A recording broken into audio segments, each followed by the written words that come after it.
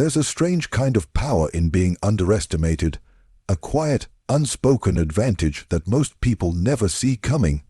When others dismiss you, they grant you the one thing every strategist craves: space. Space to think, to maneuver, to plan undisturbed.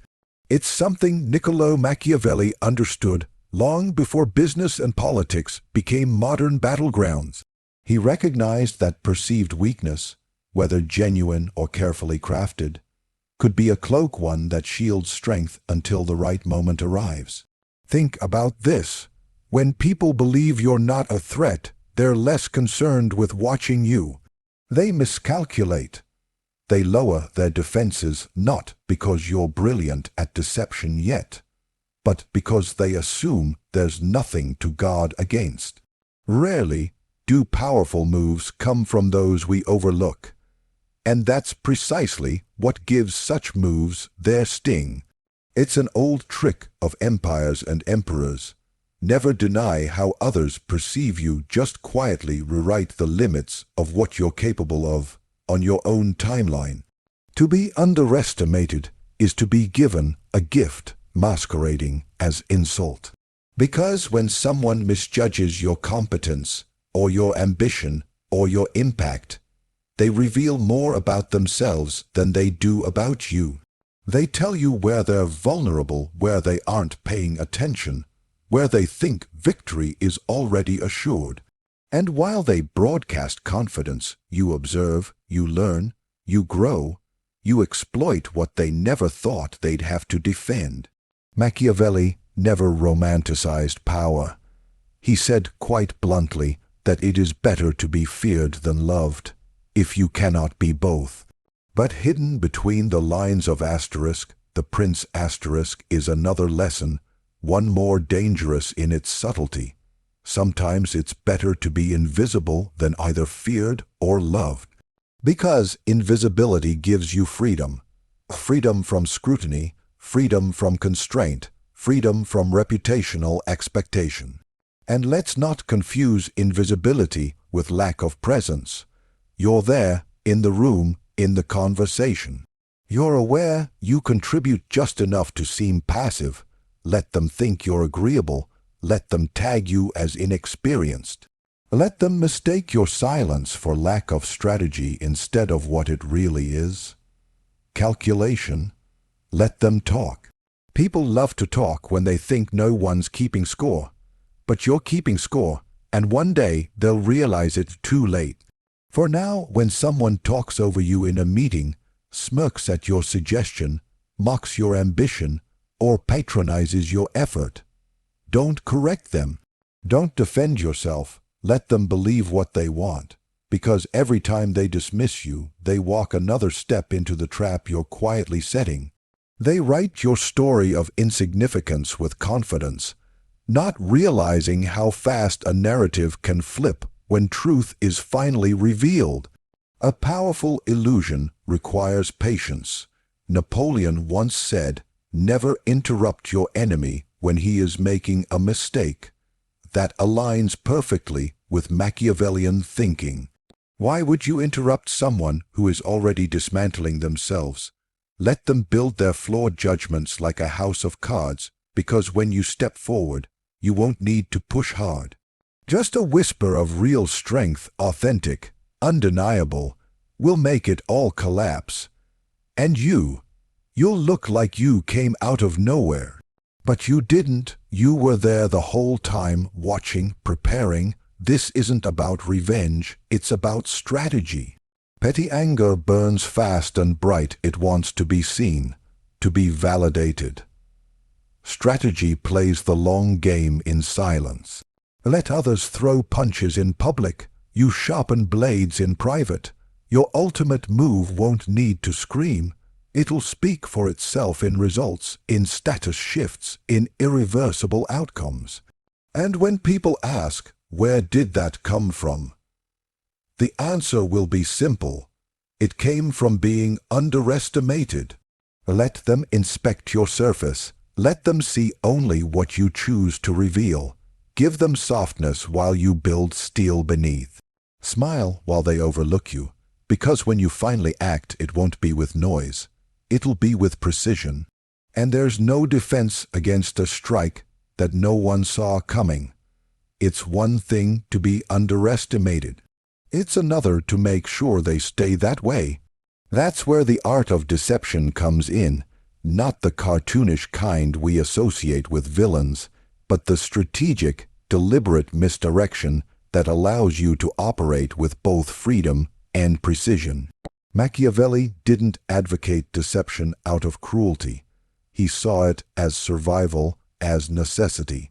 In a world where appearances are more trusted than truth, he understood that managing those appearances was not just useful, it was essential.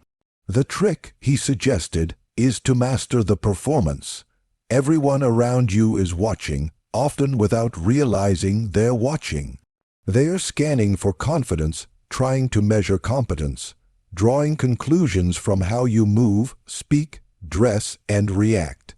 And the game, if you play it well, is letting them draw the wrong conclusions, not by lying outright, but by orchestrating what they see and, more importantly, what they don't.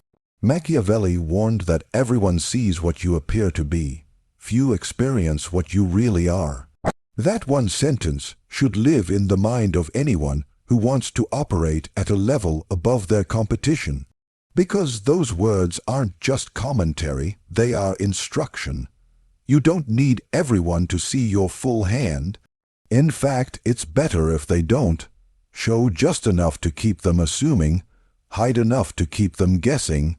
You aren't trying to deceive for the sake of sabotage. You're giving people exactly what they expect to see. Nothing more, nothing less. There's power in predictability when it belongs to someone else. When others think they've got you figured out, they stop watching. They stop questioning. They settle into the comfort of a false narrative. They think they're safe because they understand your type. That's your moment. The face you show the world doesn't have to match the face you show your ambition. You can be agreeable and calculating, humble and methodical. You can laugh with them and outmaneuver them simultaneously. They don't cancel each other out. In fact, one shields the other. Deception, in this sense, is not betrayal, it's protection. You're safeguarding your moves, your vision, the steps you're taking, while others are too dazzled by your performance to see the strategy unfolding behind it. It doesn't take a villain to wear a mask. It just takes someone disciplined enough to control who gets to see the whole truth. And the beauty is, most people won't ask. Most people want a version of you that doesn't challenge them. Give them that version, feed the illusion, meanwhile build in silence. In politics, in business, even in relationships, people often weaponize their expectations. They try to put you in a category either as a pawn or a threat. But if you blur the lines, if you give them nothing to sink their assumptions into, they're left confused. That confusion is valuable. It buys you time. It buys you control. Because here's what most people miss. When someone believes they understand you, they rarely prepare for you to change. They base their entire strategy on the version of you they think is permanent. But your identity, that's fluid. Moldable, not fake, just complex. You can be one thing publicly and 10 things privately. And when it's finally time to act, the element of surprise won't just shock them. It will expose just how deep your understanding ran while theirs barely scratched the surface. The most successful players, whether historical figures or modern ones, are rarely the loudest. They're the ones who knew how to listen, observe, and simulate.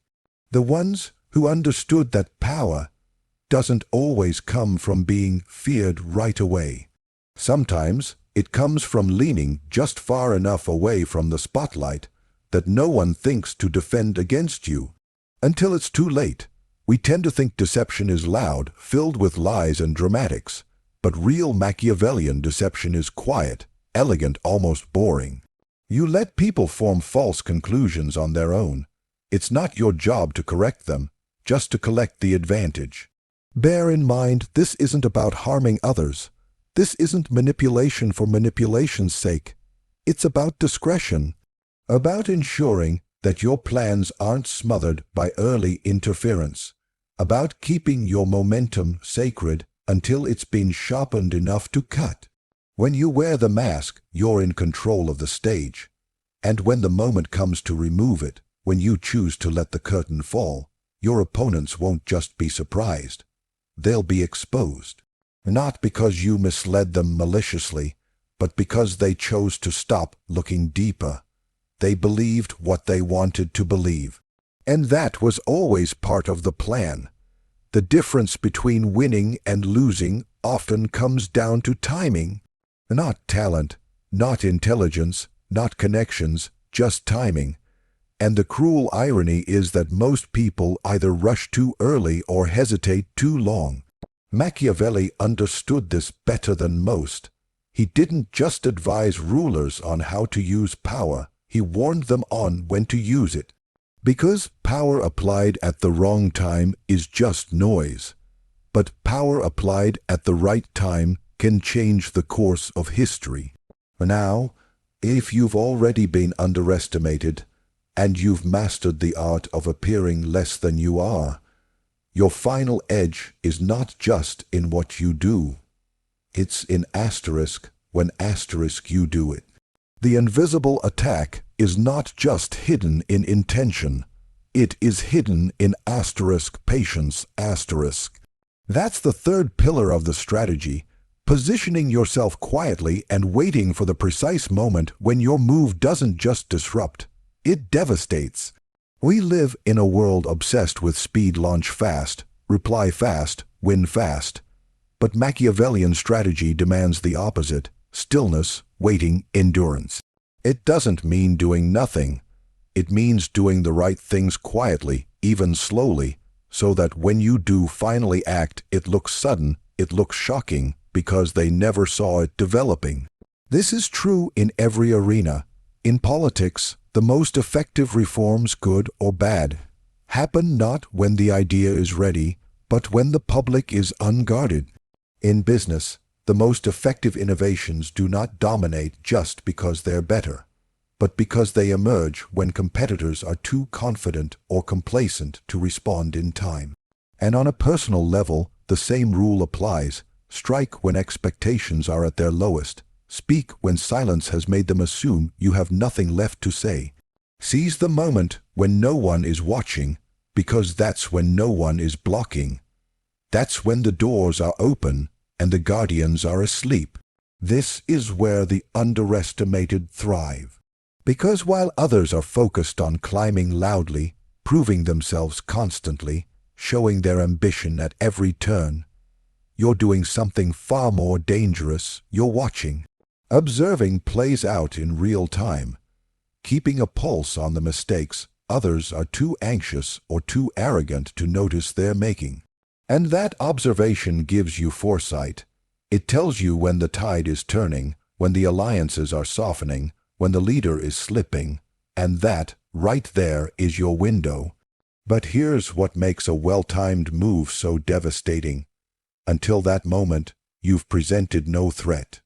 There's no build-up, no warning, so when you finally act, whether it's launching, confronting, pivoting, stepping into a spotlight, they're caught flat-footed. They scramble not just because of the quality of your move, but because of the timing. You chose not to challenge them when they were ready. You waited until their weapons were down, their focus was elsewhere, their guard was long gone. Machiavelli wrote that fortune is like a river. You can't always stop it, but you can prepare for it. You can understand the cycles, the currents, and build your structures accordingly, so that when the waters finally rise, you're not washed away. You're carried forward at full speed. That's the essence of timing. You don't force it, you prepare for it, and that's what most people get wrong. They think ambition is only about movement. It's really about momentum, and momentum doesn't come from constant motion. It comes from building pressure quietly, waiting for one clear moment to release it all at once. We often mistake early action for courage. But sometimes the greatest courage is in restraint, holding your move until it will matter most, until the foundation will crack if you tap the right stone, until the perception of being passive becomes the very cover you need to hit with precision, and leave nothing standing in your way. If you move too soon, your strength will be met with resistance. They'll see it coming and rise up to meet it. But if you wait until they assume you've faded, until your influence seems a memory, until they stop checking over their shoulder, that is when your strength meets no defense. Your timing turns their assurance into their downfall. And then, suddenly, you're not the quiet one in the corner anymore. You're the storm that looks like it came out of nowhere, but you didn't. You were there the whole time. Not dormant, deliberate, not passive, positioning. And when their narrative collapses, when their plan unravels, when their confidence shatters, all in response to your perfectly timed move, they won't know what hit them. All they'll remember is that they never saw it coming. The most dangerous weapon you can wield isn't force, it's perception. Machiavelli knew this better than anyone. In his time, ruling wasn't only about armies and decrees. It was about image, about crafting a version of yourself that would disarm, distract, or dominate without lifting a hand. What people believe about you often matters more than what's actually true. Control that belief, and you begin to control how the world moves around you. But here's the trick, and it's what separates amateurs from true strategists. You control the narrative not by shouting louder, not by constantly defending yourself, but by mastering silence. You control by guiding what people think they're seeing, while making sure they never see everything. Let them fill the gaps. Let them build a version of you that feels comfortable, predictable.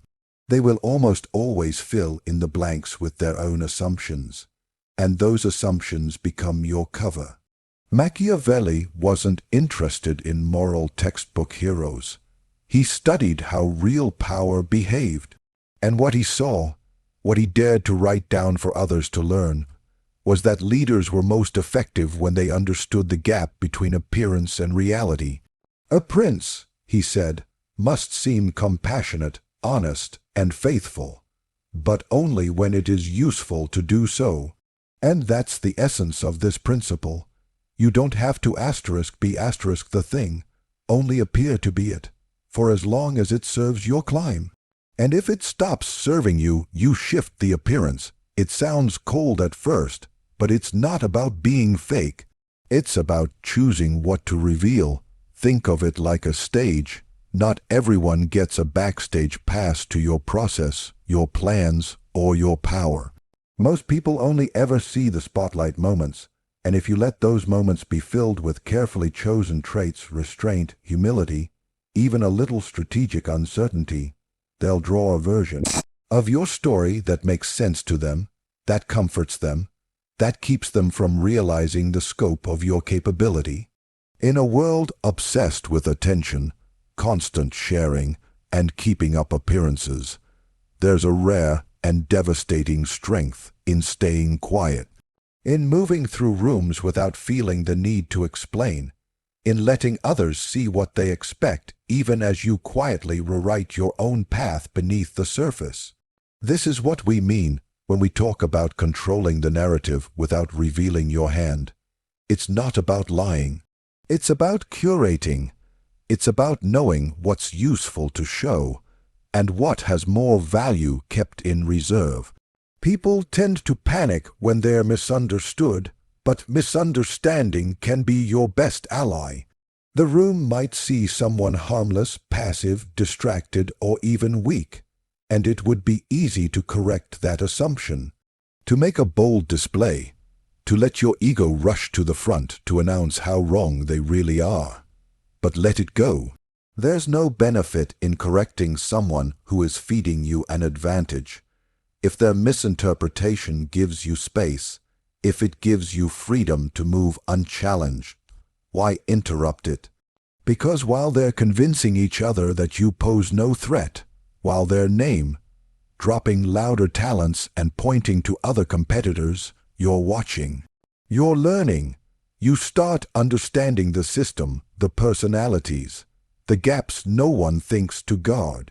You gather your influence slowly, subtly, until one day, at the moment your narrative no longer needs their permission, you change it all at once. And people will ask, genuinely stunned, how did we miss this? It wasn't that you weren't capable. It wasn't that you were hiding. You were simply letting their version of the story run out its course. You had your head down while they were looking up. You had context while they had camera angles. They were focused on how you looked in the moment. You were focused on where you were going next, and how to arrive there without warning. There's a strange poetry in weaponizing misunderstanding. You start to see people's assumptions as tools, not obstacles. If someone sees you as incapable, you've already won the first move. They won't prepare. If they label you not a player, they won't track your progress. If they talk about you, but not asterisk to asterisk you, then you've already begun to detach from their influence. And in that space, you build authority, not the kind that has to be announced, but the kind that becomes obvious only after it's already too late to stop. That's what Machiavelli meant when he leaned on illusion, when he taught that rule isn't granted, it's seized through perception. He understood that clarity works both ways. Let others build clarity about you, and if that clarity is flawed, you now hold the pen. You now determine when their version of you shatters, and what stands behind it when the mask is finally dropped. The most powerful truths are the ones no one saw coming. There's something uniquely elegant about a move no one can trace. A shift in power, an unexpected turn in your favor, an outcome that seems almost too smooth to have been orchestrated. Those aren't accidents. They're the result of invisible strategy. And while everyone else is trying to be seen, to be credited, to be celebrated for their every step, the true Machiavellian learns to value something far more lethal, the untraceable strike. When you master the invisible attack, your fingerprints aren't on the scene, even though you wrote the entire script. That's the final layer of power, not just patience, not just deception, not just timing, but the ability to act so subtly, so precisely, that your impact looks like fate, like coincidence, like something that just happened. And that's how those who underestimate you begin to understand, much too late, that the quiet ones often shape more than they show. To pull this off, you have to resist one of the most basic human instincts, recognition. We all want credit. We all want people to know we were the reason something succeeded. But Machiavelli would ask, does it really matter who gets the credit if you're the one who holds the influence after it's done? Visible power craves applause.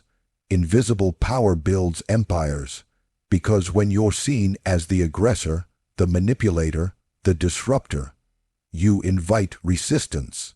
You give your adversaries a reason to unify against you. But when your hand disappears and only outcomes remain, they're left searching for answers. They blame each other. They doubt their own strategies. They create division among themselves, not realizing that every fractured alliance, every poor decision, every premature move was gently influenced, led, triggered by moves they never saw. That's the genius of the invisible attack. You don't need to force your dominance. You just need to engineer the conditions where others fall while you rise. You've probably seen it play out before. Someone steps forward at just the right time to save a deteriorating situation, not realizing that it deteriorated at a pace that benefited them from the start. A competitor backs out due to unforeseen pressure that conveniently clears the path. Colleagues' influence starts to fade as they begin to misstep, not knowing their missteps were encouraged, even applauded, all the way down. None of these things, by themselves, look like weapons, but together they dismantle power structures with surgical precision. And yet no blood, no noise, nothing to point at. Just an open field where there was once a fortress, and you, somehow already standing at the center. Machiavelli didn't believe in brute domination. He believed in control, influence, subtle manipulation of outcomes without the drama of direct confrontation. Because when you strike openly, the world turns its eye to you. It judges, it scrutinizes, it pushes back. But when the tide turns slowly in your favor, without anyone able to say exactly why, you become undeniable, unblameable, and unstoppable all at once. You're not just ahead, you're untouchable. This requires an ego that can tolerate silence. It takes confidence to move through the world without performing for it. It takes courage to plant the ideas and let them grow without shouting, "I did this," from the rooftops. And it takes deep strategic maturity to walk away just before the moment of victory, to let someone else collect the trophy if it means you inherit the long-term influence.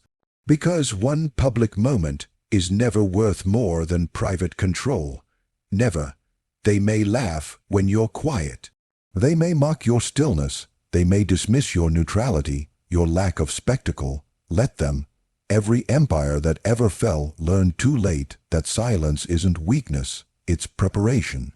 And when the tipping point comes, when the illusion breaks and the shift becomes clear, they won't even know where to begin pointing fingers. That's when you know your move worked. That's when you know you held the real power all along. The greatest architects of influence are the least visible in their work. They aren't writing history with ink. They're writing it through instincts nudged, fears stoked, opportunities timed to perfection. And when the dust settles, they walk through untouched, not because they weren't involved, but because they never left a trail.